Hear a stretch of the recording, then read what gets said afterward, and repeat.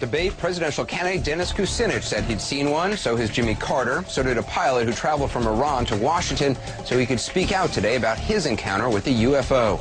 Now, unidentified flying object means just that, unidentified. It says nothing about what or from where. But for years now, polling has shown that a majority of Americans believe the government, our government, simply isn't telling all it knows about those lights in the sky, whatever they are. Well, tonight, CNN's Gary Tuchman investigates.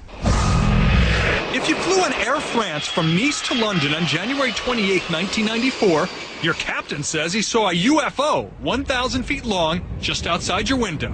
It seemed to be a huge flying disc. The now retired pilot is one of 14 men, mainly former government and military officials from 7 different countries, talking about their UFO experiences. It disappeared in about 10 to 20 seconds. This conference took place in Washington, and the cast of characters was almost strangely, well, conventional. One of the believers, former governor of Arizona, Fife Symington. I saw something that defied logic and challenged my reality. During a visit to Phoenix, Symington described to me what he saw. If you had been here 10 years ago and standing out here and looking up there at the lights and the view, you would have been astounded. You would have been amazed. The so-called Phoenix In 2011, FBI declassified some files related to extraterrestrial beings. The document numbered 6751. Page 22 details the origin of these extraterrestrial beings. The memorandum was written on July 8, 1947. This memorandum is important for several reasons. 1. It talks about where they come from. 2. It talks about their abilities. 3. It talks why these information should remain classified. The memorandum gives us insight into beings that have been known to men for at least 1,400 years. The memorandum goes as follows.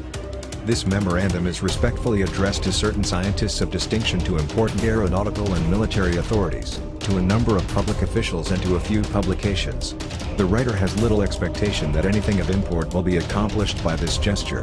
The more fact that the data herein were obtained by so-called supernormal means is probably sufficient to ensure its disregard by nearly all the persons addressed. Nevertheless, it seems a public duty to make it available. The present writer has several university degrees and was formerly a university department head. A very serious situation may develop at any time with regard to the flying saucers.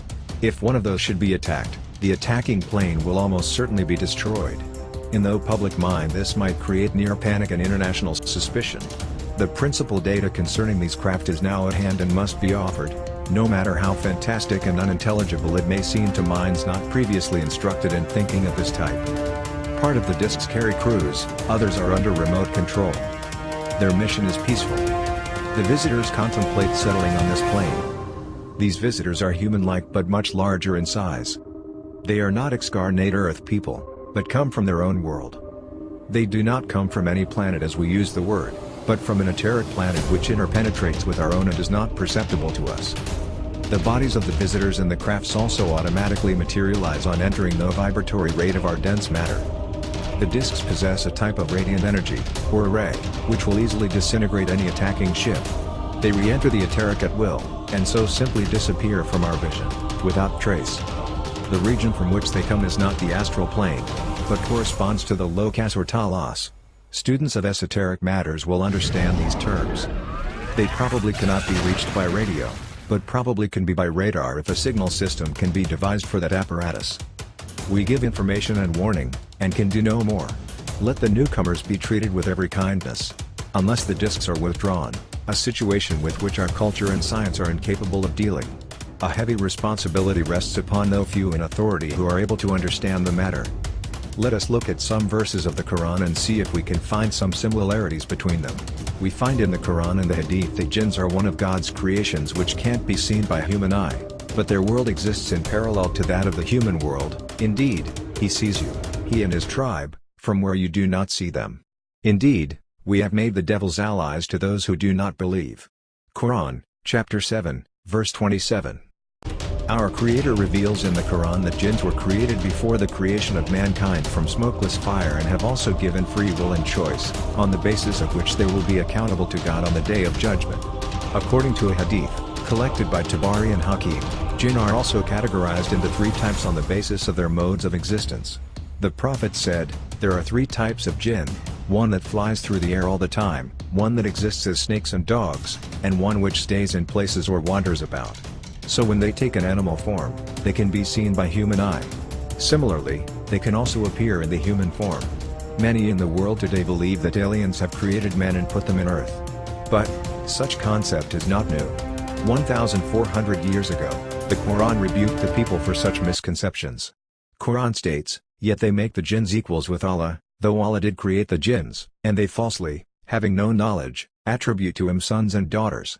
Praise and glory be to him. For he is, above what they attribute to him." Surah Al-An'am, chapter 100. Throughout human history, many collaborated with jinns, and the Quran warns people of such deeds. Quran states, "True, there were persons among mankind who took shelter with persons among the jinns, but they increased them in folly." Surah Al-Jinn, 6. Jinn lives among us but we do not see them. The declassified FBI memorandum talks about UFOs coming from another plane and their world interpenetrates ours. This information is not new. The Quran states, "Indeed, he sees you, he and his tribe, from where you do not see them. Indeed, we have made the devils allies to those who do not believe." Quran chapter 7, verse 27. Therefore, we really know who they are, where they come from and what are their motives. The extraterrestrial beings have been on Earth before human beings came, and they are here, but out of our perception. Our Creator has warned us not to collaborate with them. Because they are technologically far advanced than us, they may misguide us by calling themselves our Creator. Many even today fall into such misguidance. The only thing that I myself could tell from one of the panels that was on the walls would look like a star map or a star chart. As far as the aliens go, there's more than one race. And we've been talking to several races since 1950s and 60s. All humanoid? Yes, ma'am. Basic human shape. These were off-world from their own origins. These are the ones that we've been in contact with. And as from my understanding, they have been in contact with Homo sapien since time began. Are these the ones that made Homo sapiens sapien? That's the general consensus, yes. They seeded us. They seeded us. The aliens. Not God, aliens. That the human race is by all means an evolving species, but also that there are a multitude of reasons to believe that a more intelligent life form played a role in developing our DNA. As we unravel more mysteries from our past, more and more geneticists are pushing the boundaries of accepted theories by mentioning the A word. Yes, alien. As one might see that the concept of jinns creating the human beings is not a novel or modern-day concept. This misconception has been around since the beginning of human history. It is not a novel concept of modern atheism. Just because we perceive jinns to be far advanced than us, it is natural to think of them as gods and that they have something to do with the creation of human beings. Just like the Native Americans initially took Columbus to be some kind of god. Aliens are creation of God, just like we humans are. They are subject to same accountability as we humans are. Just because we cannot see God does not mean he does not exist. Something to keep in mind.